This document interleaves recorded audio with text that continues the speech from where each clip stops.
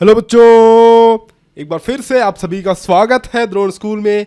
Model paper की series में हम सॉल्व करने जा रहे हैं H1MP6। जिन बच्चों को नहीं पता है मैं बता दूं कि हम इस सीरीज में 50 मॉडल पेपर सॉल्व कर रहे हैं। यस, 50 मॉडल पेपर सॉल्व कर रहे हैं। इंपॉर्टेंट क्वेश्चन मॉडल पेपर, इस मॉडल पेपर में जो इंपॉर्टेंट क्वेश्चन होंगे सभी को हम कवर अप करेंगे। लेकिन लेकिन लेकिन लेकिन लेकिन लेकिन सारे क्वेश्चन कवर मैं नहीं कराऊंगा, सारे क्वेश्चंस मैं इसमें कवर नहीं कराऊंगा। सिर्फ और सिर्फ कुछ चुनिंदा इंपॉर्टेंट क्वेश्चन ही कवर कराऊंगा। अगर आपको इस मॉडल पेपर की पीडीएफ चाहिए, इसका फुल वीडियो सोल्यूशन चाहिए, फुल वीडियो यानी कि सारे क्वेश्चंस के वीडियो सोल्यूशंस चाहिए, तो आप हमारा ऐप डाउनलोड कर सकते हैं। अगर आप इस चैनल पर नए हैं तो आपको नहीं पता है अगर, तो मैं बता दूं कि द्रोण स्कूल का ऐप जो है प्ले स्टोर पे अवेलेबल है। ये है द्रोण स्कूल का ऐप, जिस पे जाकर के आप साइन अप कर सकते हैं। और इसके अंदर बहुत सारी चीज़ें हैं, लाइक मॉडल पेपर्स हैं, हिंदी और इंग्लिश मीडियम दोनों में हैं। Hindi medium model papers, English medium भी मॉडल पेपर्स हैं। संपूर्ण कोर्स यानी कि कंप्लीट कोर्स है, प्रीवियस ईयर के क्वेश्चन पेपर्स भी हैं। तो बहुत सारी चीज़ें हैं, इस पर आप जाकर के ले सकते हो। आपके काम की चीज़ है अगर आप नवोदय विद्यालय एंट्रेंस एग्जाम की तैयारी कर रहे हो। तो ये तो रही बात मॉडल पेपर्स की हिंदी मीडियम की, लेकिन हमारे पास इंग्लिश मीडियम के भी मॉडल पेपर्स हैं। ये देखो आप अपने स्क्रीन पर जो ये दिख रहा है, ये पूरा का पूरा मॉडल पेपर इंग्लिश मीडियम में है। ठीक है, तो अभी मैं जो इस पे वीडियो कवर करा रहा हूँ, जो सीरीज में जो इंपॉर्टेंट क्वेश्चन मैं कवर करा रहा हूँ, वो सिर्फ हिंदी मीडियम वाले हैं। लेकिन अगर आप इंग्लिश मीडियम वाले स्टूडेंट हैं तो ऐप पे जाकर के आप इस कोर्स को ले सकते हैं, आप इस मॉडल पेपर की सीरीज को ले सकते हैं। ठीक है, चलो स्टार्ट करते हैं। हिंदी मीडियम वाला मॉडल पेपर, कौन सा मॉडल पेपर है? H1MP6। अब गुरुजी H1MP6 का क्या मतलब हुआ? H1MP6 का मतलब हुआ कि H for Hindi medium, very simple. 1 क्या है? 1 का मतलब सीरीज 1 है, और MP6 तो मॉडल पेपर 6 है। तो सीरीज 1 का मॉडल पेपर 6 है। कुल मिलाकर के हम 50 मॉडल पेपर कवर कराने वाले हैं 10-10 की सीरीज में। इसका मतलब ये हुआ कि कुल मिलाकर के 5 सीरीज होंगी, राइट। चलो let's begin with the question. लेकिन देखो, ध्यान रखना उसके पहले, जैसा कि मैं हर बार बोलता हूं तुम्हें, कि कॉपी और पेन लेकर के बैठ जाना, क्योंकि this is not an entertainment video. आपको जो है बहुत अच्छे से पढ़ाई करनी है, और अगर नवोदय विद्यालय में जाना है तो जान लगाना होगा, बहुत अच्छे से पढ़ना होगा आपको। ऐसे काम नहीं चलेगा बेटा, ऐसे काम नहीं चलेगा कि आप आए इस वीडियो को बिल्कुल पैसिवली देख करके चले गए ना। एक्टिवली देखना। एक्टिवली देखने का मतलब यह है कि सबसे पहले आपको खुद ही क्वेश्चन को सॉल्व करना है, और उसके बाद आपको वीडियो को सबसे पहले पॉज करके खुद क्वेश्चन सॉल्व करो। जब क्वेश्चन फंसे उसके बाद फिर आप वीडियो सॉल्यूशन देखो। ये सबसे अच्छा तरीका होता है, मैं बोलूं आपको, सबसे अच्छा तरीका होता है आपके प्रैक्टिस के लिए। ठीक है, स्टार्ट करें।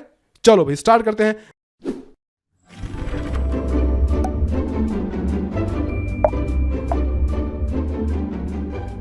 देखो, तो जो इंपॉर्टेंट क्वेश्चन है मैंने मार्क कर रखे हैं। रीजनिंग में यानी कि मेंटल एबिलिटी में बहुत ही कम इंपॉर्टेंट क्वेश्चन मैंने मार्क कर रखे हैं। बहुत इंपॉर्टेंट क्वेश्चन बहुत है, लेकिन ठीक है, टाइम की कमी की वजह से मैंने कुछ क्वेश्चंस मार्क कर रखे हैं जिन्हें आपको मैं कराने वाला हूं। तो फर्स्ट क्वेश्चन देखो, पहला इंपॉर्टेंट क्वेश्चन क्या है इसमें, कि इसमें ऑड मैन आउट यानी कि भिन्न आकृति आपको छांटनी है ना। भिन्न आकृति आपको क्या करनी है? छांटनी है। तो भैया भिन्न आकृति इसमें से कौन सी होगी बताओ तो मुझे। अब देखो एक चीज ध्यान दो, जो भी लाइन इसके अंदर खींच रही है, यहां से यहां तक ये जा रही है, समझ रहे हो बात? मतलब कोने से कोने तक की लाइन है, कोने से कोने तक की लाइन है हर एक फिगर में, सिर्फ एक को छोड़ करके। देखो इसमें भी कोने से कोने तक की लाइन है ना। कोने से मतलब कहीं भी लाइन बीच में ब्रेक नहीं हो रही है, बीच में जो है ये टूट नहीं रही है लाइन। क्लियर है बात? बोलो जी हाँ। गुरुजी बात तो क्लियर है। और यहाँ पे देखो बीच में लाइन टूट जा रही है ना, तो इसका मतलब डी ही सबसे डिफरेंट है कि नहीं? तो चलो इस प्रकार से हमने एक क्वेश्चन सॉल्व किया, मेंटल एबिलिटी का पहला क्वेश्चन। बताओ अभी के अभी कमेंट सेक्शन में लिख करके बताओ कि तुम्हारा आंसर सही हुआ था या नहीं। अब जो भी क्वेश्चन तुम उस पर टिक लगा हुआ देखना, उसको सॉल्व करना स्टार्ट कर देना, तुरंत स्टार्ट कर देना, वीडियो को पॉज करके। देखो अगला क्वेश्चन ये रहा 60 नंबर का क्वेश्चन। देखो अब ये इंपॉर्टेंट क्वेश्चन है, क्यों है? कंफ्यूजिंग वाला भी क्वेश्चन है थोड़ा सा। अब क्यों कंफ्यूजन क्रिएट करता है ये मैं बताऊंगा, लेकिन सबसे पहले वीडियो को पॉज करके तुम इस क्वेश्चन को सॉल्व करो, और कमेंट सेक्शन में मुझे अभी के अभी जवाब लिख करके बताओ। लिख लिया? चलो आ जाओ क्वेश्चन पे आ जाओ। अब देखो क्या है भाई, इसमें शेडिंग है पहले रेक्टेंगल पे, फिर ये शेडिंग दूसरे वाले फिगर पे चली जा रही है कि नहीं? दूसरे वाले फिगर पे चली जा रही है, फिर यही शेडिंग तीसरे वाले फिगर पे यानी कि ट्रायंगल पे चली जा रही है। बात समझ में आ रही है? अब देखो यहीं पे कंफ्यूजन शुरू हो जाता है। कुछ बच्चे सोचते हैं भाई अब ये उल्टी दिशा में चलेगी और शेडिंग जो है इस गोले पे आ जाएगी। कुछ बच्चे सोचते हैं कि नहीं भाई स्टार्टिंग कहाँ से हुई थी? स्टार्टिंग तो हुई थी इस वर्ग से, यानी स्टार्टिंग तो हुई थी इस रेक्टेंगल से। तो अब सारे फिगर्स कंप्लीट हो गए तो स्टार्टिंग फिर से रेक्टेंगल से होनी चाहिए। ठीक है, इसमें 2 तर्क दिया जा सकता है। लेकिन अब देखो एग्जामिनर क्या सेट करते हैं एग्जाम में, ये लोग आंसर क्या सेट करते हैं, ये डिपेंड करता है। बट जो सबसे अच्छा तर्क होगा, जो सबसे अच्छा लॉजिक होगा, वो तो हम यही कहेंगे कि भाई यहाँ से शुरू हुआ था, तो जब चीज़ें खत्म हो गई तो फिर से यहीं से ये शुरू हो जाएगा, है ना। बात आ रही समझ में? तो यानी कि जब खत्म हो गया तो फिर से जहां से स्टार्ट हुआ था वहीं से स्टार्ट हमें करना चाहिए। अब ये घूम कर आने वाली लॉजिक थोड़ा सा ये लगता है मुझे कि सही नहीं होना चाहिए, क्योंकि देखो अब हमने स्टार्ट किया था, तो स्टार्ट कहाँ से किया था, हमने स्टार्ट किया था ना यहाँ से, वर्ग से। स्टार्ट करते करते हम यहाँ गए, फिर यहाँ आए, अब उसके बाद फिर से तो स्टार्टिंग पॉइंट पे जाएंगे, है ना। तो फिर से वही सीरीज चलेगी, जब पूरी सीरीज खत्म हो गई तो फिर वही सीरीज चलेगी। तो यानी कि ऑप्शन अपना बी सही होना चाहिए, ठीक है, बी ऑप्शन। सी को मत टिक करना, ऐसे ऐसे कंफ्यूजिंग क्वेश्चन में बी टिक करना।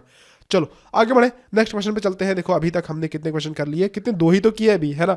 चलो 2 किए, लेकिन बड़े अच्छे अच्छे क्वेश्चन किए। आगे चलते हैं नेक्स्ट क्वेश्चन पे। देखो अगर तुम्हें रीजनिंग का पसंद नहीं आ रहा है, रीजनिंग का ऐसा लग रहा है कि मेरे को रीजनिंग सारे के सारी आती है, रीजनिंग मुझे छोड़ना चाहिए, तो छोड़ दो ना, छोड़ दो ना रीजनिंग। चलो मैथ्स पे चलो, क्योंकि मैथ्स वाला भाई, मैथ्स जान है, हर बार बोलता हूँ मैं।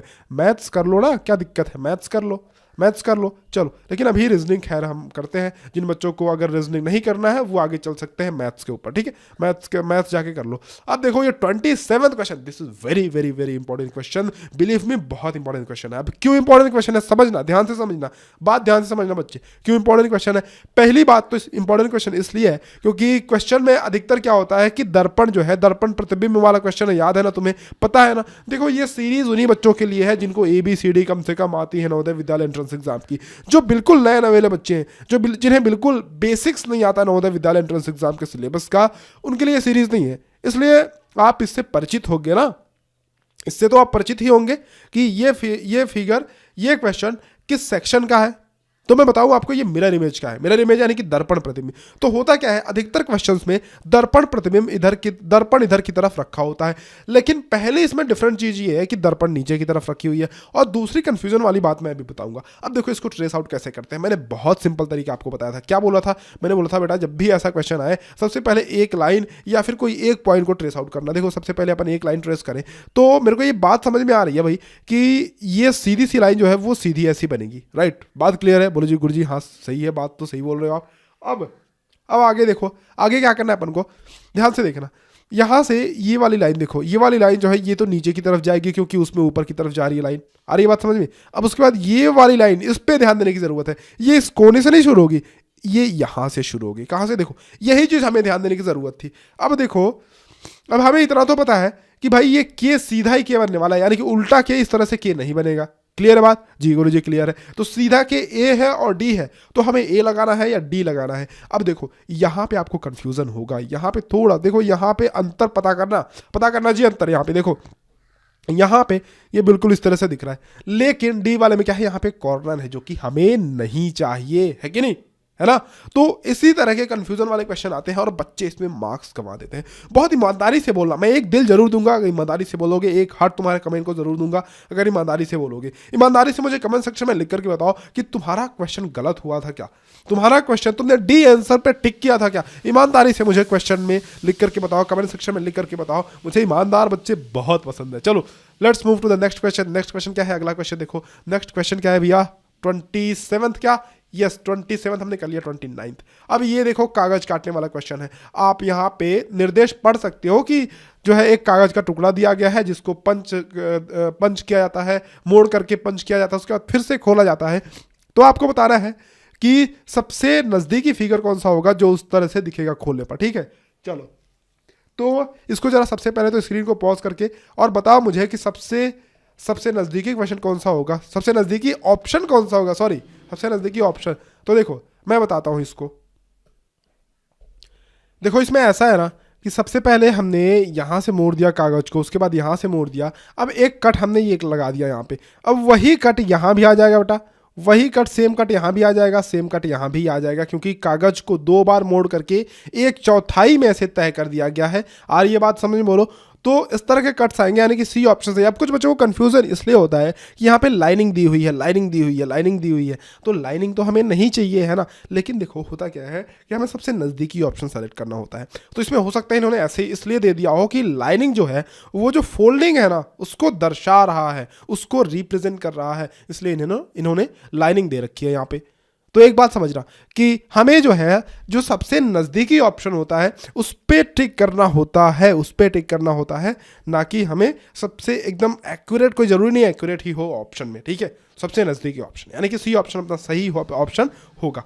चलो इस तरह से हमने रीजनिंग का क्वेश्चन कंप्लीट कर लिए। Let's move to the math section. Maths के सेक्शन पे चलेंगे। देखो मैथ्स वाले सेक्शन पे चलेंगे, बहुत इंपॉर्टेंट है, छोड़ के मत जाना, इस वीडियो को पूरा देखना। देखो आदत डाला करो वीडियो को पूरा देखने की, और मैं बार बार कहता नहीं, लेकिन अगर तुम्हें वीडियो पसंद आती हो लाइक ज़रूर किया करो, लाइक करके हमारा मोटिवेशन बढ़ाया करो। वीडियो को शेयर जरूर कर दो अपने दोस्तों के साथ, शेयर जरूर किया करो, क्योंकि देखो अगर रिस्पांस अच्छा नहीं आता है तो हम लोग क्रिएटर्स क्या है कि अच्छे वीडियोस तुम्हारे लिए बहुत रेगुलर कंटेंट नहीं डाल पाते हैं, लेकिन रिस्पांस जब अच्छा आता है ना तो हम लोग भी सोचते हैं कि भाई चलो बच्चों के लिए और क्वेश्चन बनाए जाए और वीडियोज़ डाले जाए, तो रिस्पांस अच्छा आएगा तो ये सीरीज़ पूरी की पूरी मैं कंप्लीट करूंगा, कहीं ऐसा ना हो बीच में छोड़ना पड़ जाए। चलो तो देखो अब ये 42nd क्वेश्चन मैथ्स का आ गया जी इंपॉर्टेंट। देखो समझना, बात को ध्यान से समझना। क्या कह रहा है कि 12 स्टार 146 में स्टार की जगह क्या रखा जाए कि वह 6 से विभाजित हो जाए।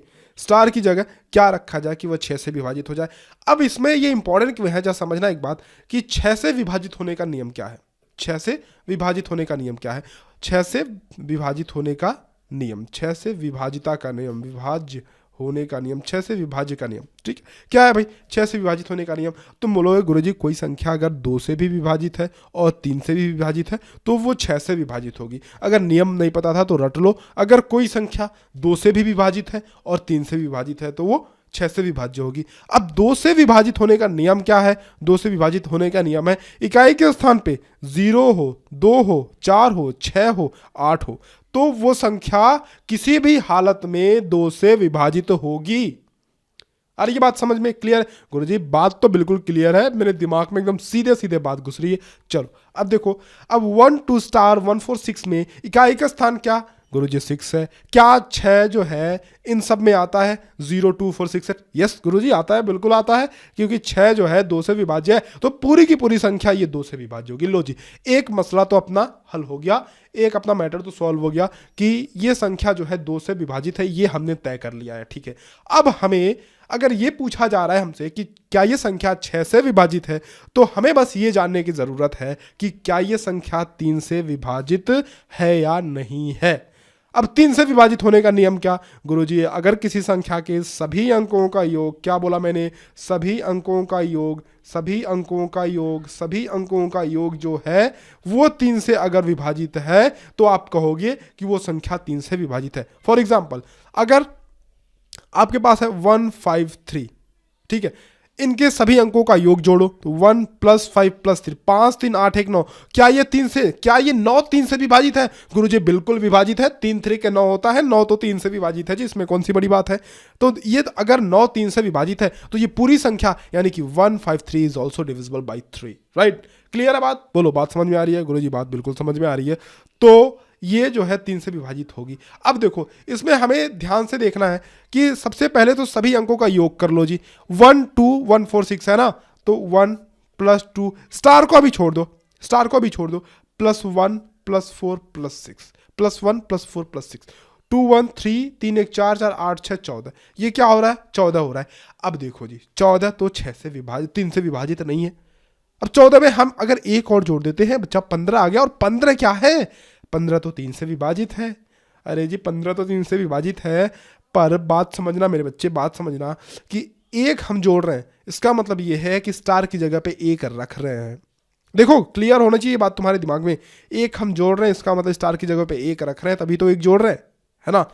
अब देखो लेकिन एक जोड़ने पर ये विभाजित तो हो जा रहा है, लेकिन एक ऑप्शन में है ही नहीं। चलो अब एक में 3 और जोड़ दो, यानी कि अब 14 में 4 जोड़ो, 14 में 4 जोड़ो, 18 भी 3 से विभाजित है तो 4 भी ऑप्शन में नहीं है। चलो और आगे चलो, 14 में अब 7 जोड़ो, 14 में क्या जोड़ो, 7 जोड़ो। अब ये मैं कैसे आगे बढ़ रहा हूं, ध्यान से समझना कैसे आगे बढ़ रहा हूं बच्चे। मैं आगे ऐसे बढ़ रहा हूं कि सबसे पहले मैंने 1 जोड़ा था, नई बात बनी, फिर इसमें 3 और जोड़ के यानी कि 4 जोड़ा, नई बात बनी, फिर इसमें 3 और जोड़ के यानी कि 7 जोड़ा, देखते हैं बात बनती नहीं बनती है।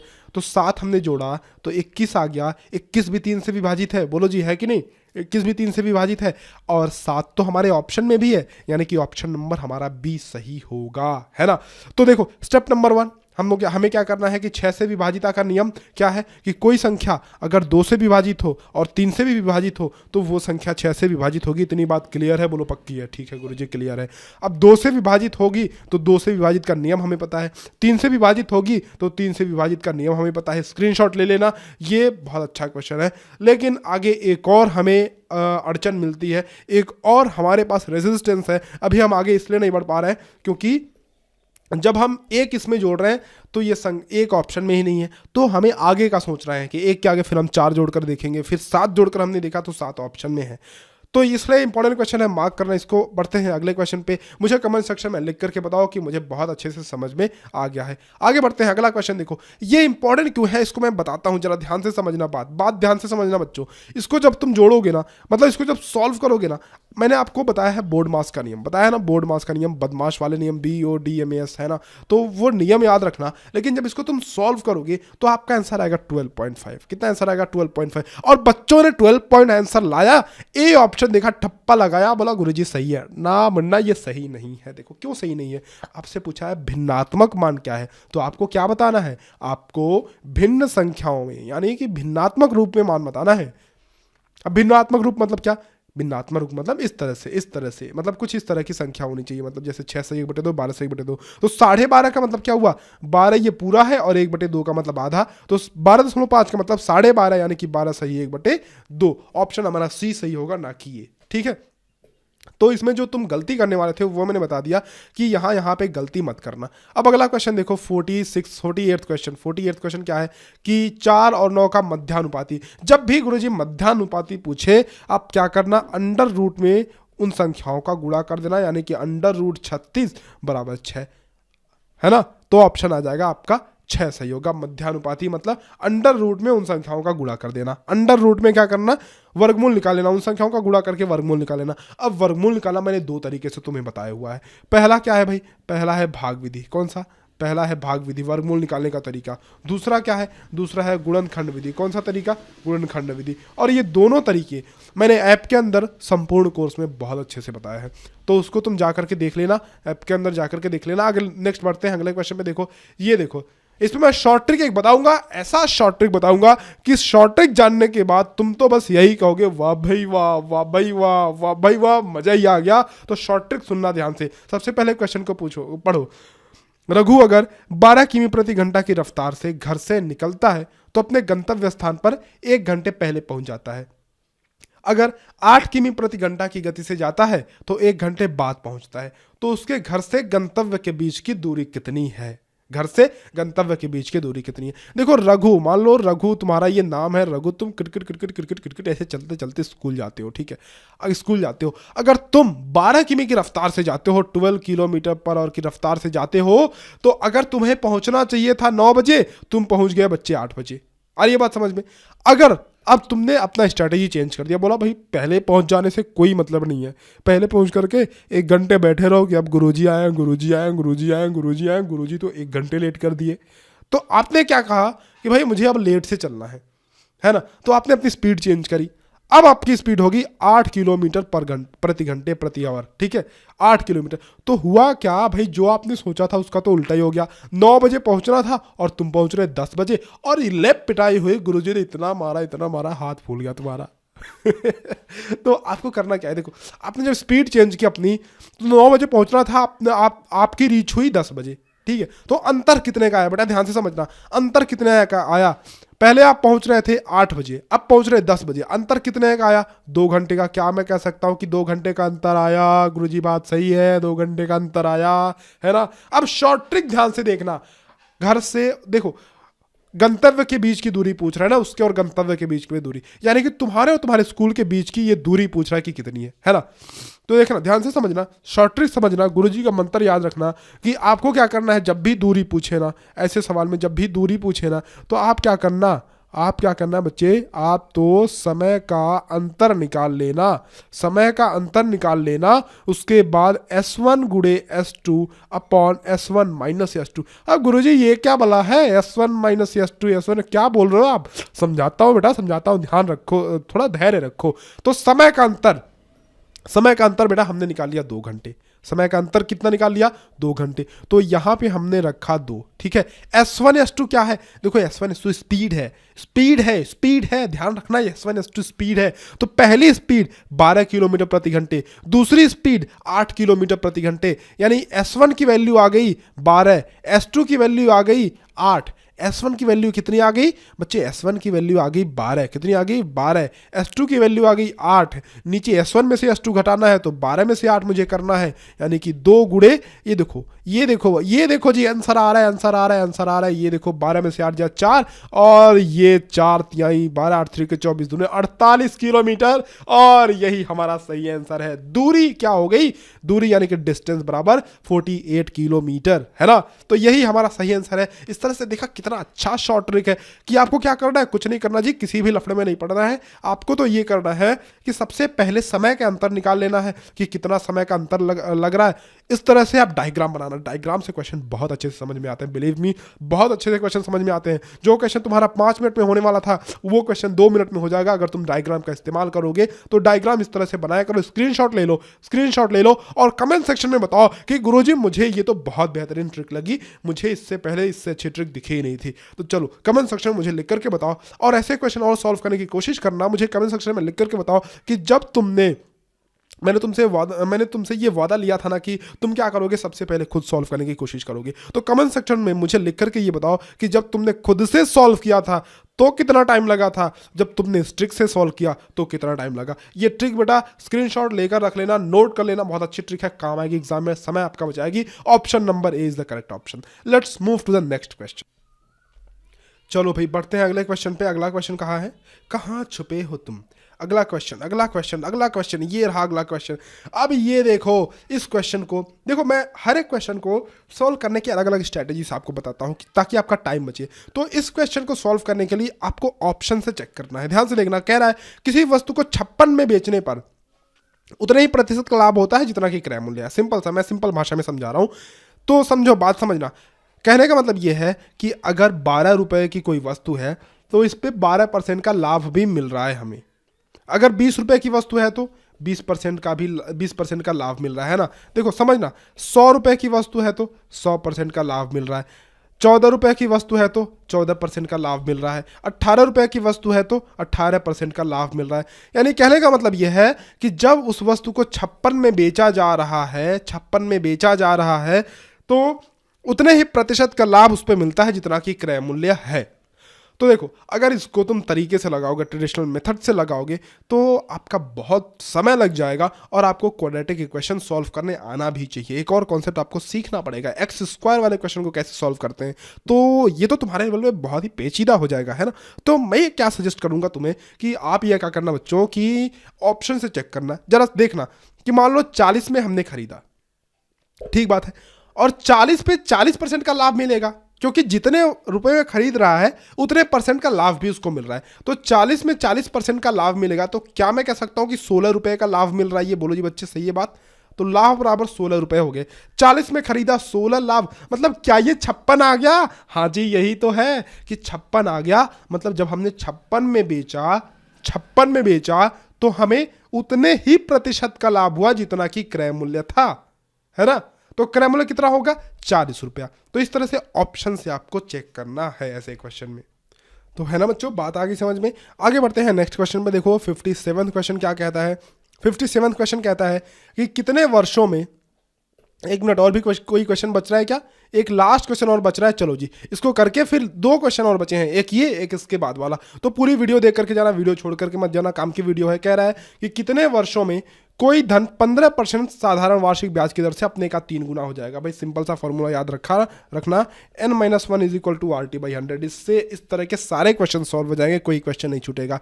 n का मतलब क्या है कि कितना गुना हो गया, n का मतलब क्या है कि कितना गुना हो गया, R का मतलब क्या है, रेट यानी कि दर, और T का मतलब क्या है, टाइम यानी कि समय, है ना।